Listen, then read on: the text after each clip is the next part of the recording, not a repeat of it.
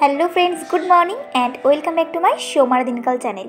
তো সোমার দিনকাল চ্যানেলে তোমাদেরকে অনেক অনেক স্বাগতর ভালোবাসা দিয়ে আবার একটি নতুন রেসিপি নিয়ে চলে এলাম। তো বন্ধুরা, আজকের রেসিপিটা কিন্তু একদমই আলাদা একটা রেসিপি।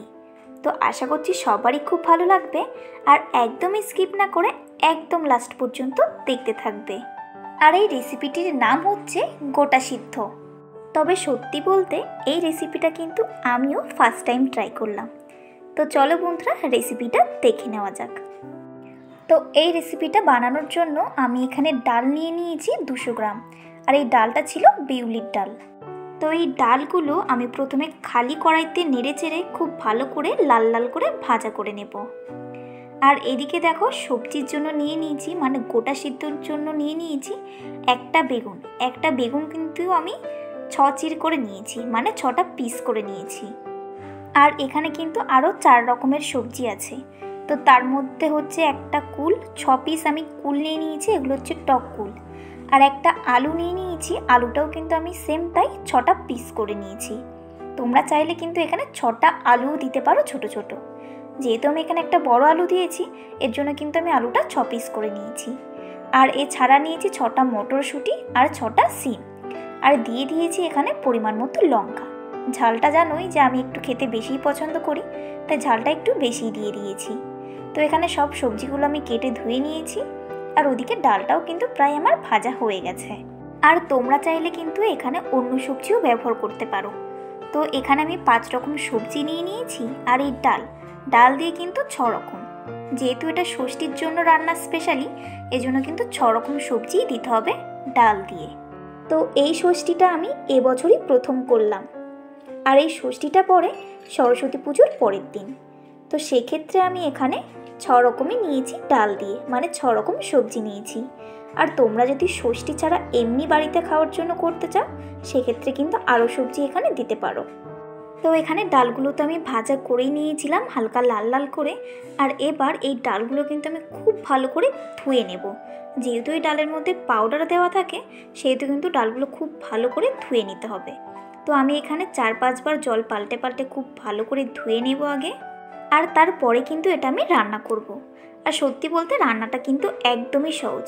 গোটা সিদ্ধ নামটা শুনেই যতটা ঝামেলার রান্না মনে হচ্ছে, তেমন কিন্তু একদমই ঝামেলা নয়। একদমই কিন্তু সহজভাবেই ডালটা রান্না করে নেওয়া যায়।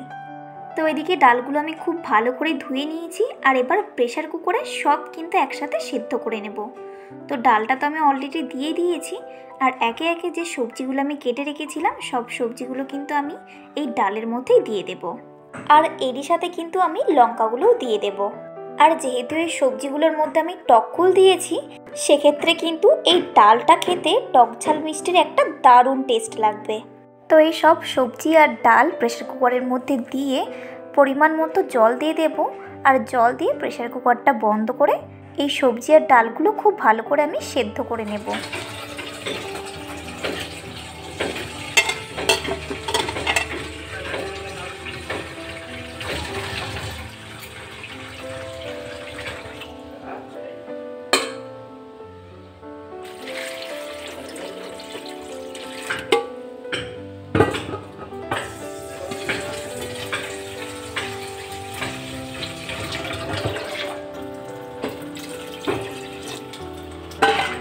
তো বন্ধুরা, এখানে ডাল আর সবজিগুলো কিন্তু আমি খুব ভালো করে সেদ্ধ করে নিয়েছি। আর এই প্রেসার কুকারের মধ্যেই লবণ, হলুদ আর চিনি দিয়ে আমি এবার ডালটা রান্না করে নেব।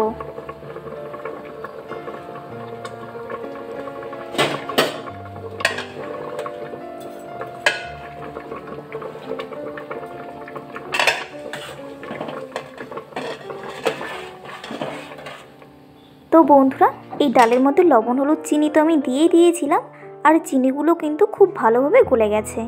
তো এবার শুধু ফোড়ন দেওয়ার অপেক্ষা। ফোড়ন দিলেই কিন্তু ডালটা প্রায় রান্না হয়েই যাবে।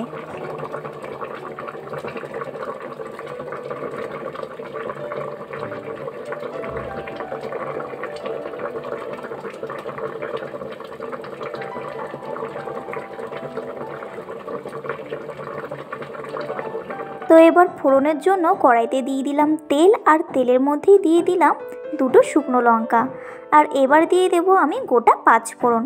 তোমরা যদি চাও এক্ষেত্রে 5 ফোড়নের জায়গায় গোটা জিরেও দিতে পারো। যেহেতু আমি 5 ফোড়নের গন্ধটা একটু বেশি ভালো লাগে সেহেতু আমি কিন্তু 5 ফোড়নটাই দিয়েছি। তো এবার মশলাটা হালকা করে ভাজা করে নিয়ে ডালটা আমি ফোড়ন দিয়ে দেবো। তো বন্ধুরা, তোমরা যারা যারা এখনও পর্যন্ত আমার রেসিপিটি দেখছো আর এখনও পর্যন্ত একটাও লাইক করোনি, তারা কিন্তু প্লিজ একটা লাইক করে দিও। তোমাদের একটা লাইক কিন্তু আমাকে অনেকটা অনুপ্রাণিত করে।